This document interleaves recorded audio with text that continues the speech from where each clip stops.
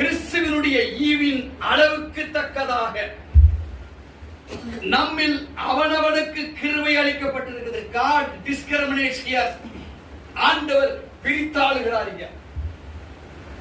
அவன் அவனுக்கு தக்க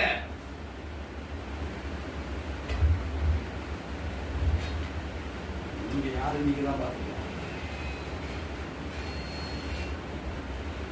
பிரச்சனைக்காக ஆண்டவருடைய கிஃப்ட்டுக்கு வந்தீங்கன்னா ரைட் பிரச்சனை தீர்த்து விட்டுருவார். அவர் இல்லைன்னு சொல்ல மாட்டார். ஏன்னா அவரை கூப்பிட்டா போதும். அவர் வெறுமனே சும்மா இருக்க மாட்டார். கூப்பிட்டு நல்லதை செய்தார். என்ன பிரச்சனையா இருந்தாலும்.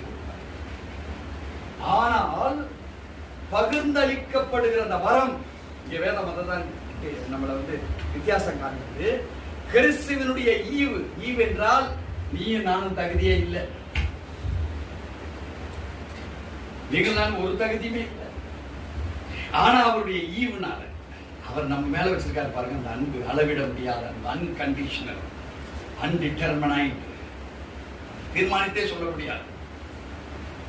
ஏன் அவர் மேல அவ்வளவு அன்பு, ஏன் இவங்க மேல அன்பு, ஏன் இவங்க மேல அன்பு நீங்க சொல்லுங்க. அவருக்கு எப்படியோப்பா ஆண்டவர் எப்படியோ அந்த அம்மாவுக்கு செய்யறாரு, நம்ம செய்யணும் நமக்கு தெரியாது. ஆனா இங்க வித்தியாசம் உள்ள இருக்கு.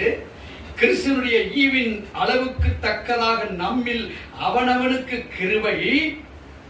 It is determined and given. It is processed and given. யார் அதிகமா பிரியப்படுறாங்களோ அவங்களுக்கு என்ன செய்யறாரு? அதிகமா கொடுக்கிறாரு. யாருகிட்ட கொடுத்திருக்கிறாரோ அவனை அதிகமா சோதிச்சு விட்டு பார்ப்பார்.